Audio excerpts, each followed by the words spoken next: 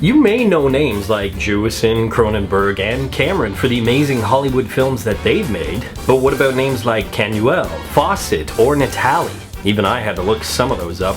So to talk about these amazing, obscure films hiding in plain sight, I thought I'd bring in another Canadian film fan. And trust me, this guy really knows his stuff when it comes to our True North cinema. So to introduce him, I'm going to talk Canadian for a second.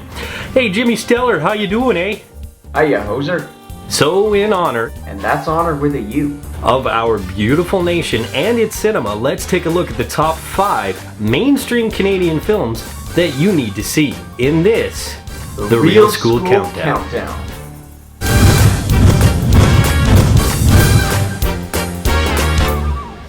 Number 5, Cube. If there's one underlying theme in Canadian cinema, it's the subtext of existentialism. That's a big Canadian word that basically means we ask, why are we here a lot? And with our winters, I don't think you can blame us. Imagine yourself waking up in a small space, all alone.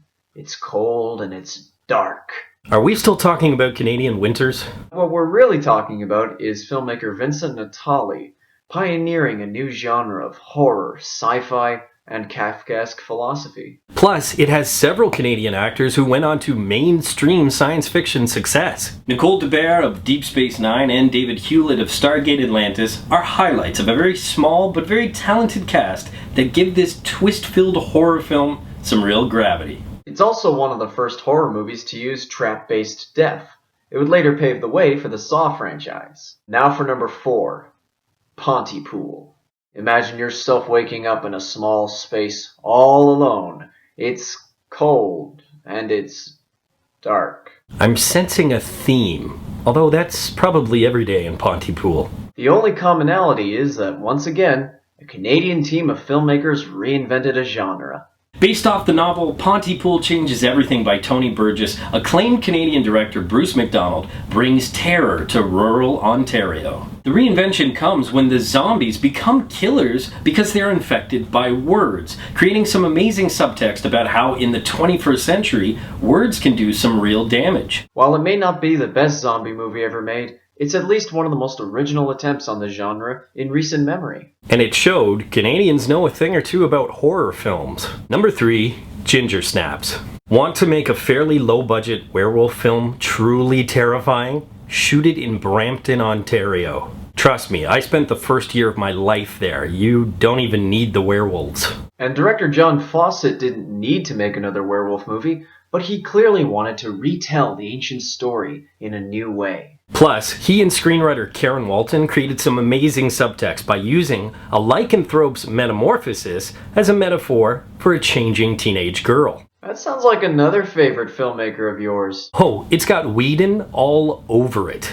And while no one in the film is technically a household name, it proved once again to be an original take on the mythology. And it made Catherine Isabelle into an unofficial scream queen. Now on to number 2. 1 Week. It's not often that there are films out there speaking to the 30-something male demographic. Kind of a third life crisis. But 1 Week is successful for more than just that. It's a great example of what this list is all about. It's poignant. It's got a great performance by Joshua Jackson in the lead role. And it's accessible to any audience member, even if they're not Canadian. And yet, let's not forget the Canadian component. While the search for love and to find oneself is obviously universal, the backdrop to this coast-to-coast trip is 100% True North. No matter where you're from, you can appreciate Jackson's journey and follow along on this beautiful road trip from Ontario to BC. Number 1, Bon Cop, Bad Cop. When you think of this beautiful nation of ours, what comes to mind? Free healthcare. No. Poutine? Getting closer, how about bilingualism and hockey? Well, Eric Canuel wrote and directed a buddy cop murder mystery that not only represented our multiculturalism and bilingualism, but also our national sport. While there may be a lot of inside Canadian jokes, and it stars national treasures like Colm Feore and Rick Mercer, there is some great action to this buddy cop movie, some great humor, and some great chemistry between the English ward and the francophone Bouchard. Remember this concept. 2 bordering cultures finding a murder victim half on one side, half on the other. It's just like the bridge. a full 5 years before the original Swedish TV show. Agree or disagree with the list? Leave your picks for the top 5 in the comments section below. Jimmy, I'm going to use my Canadian manners now and say merci. De rien. So until next time, school's out.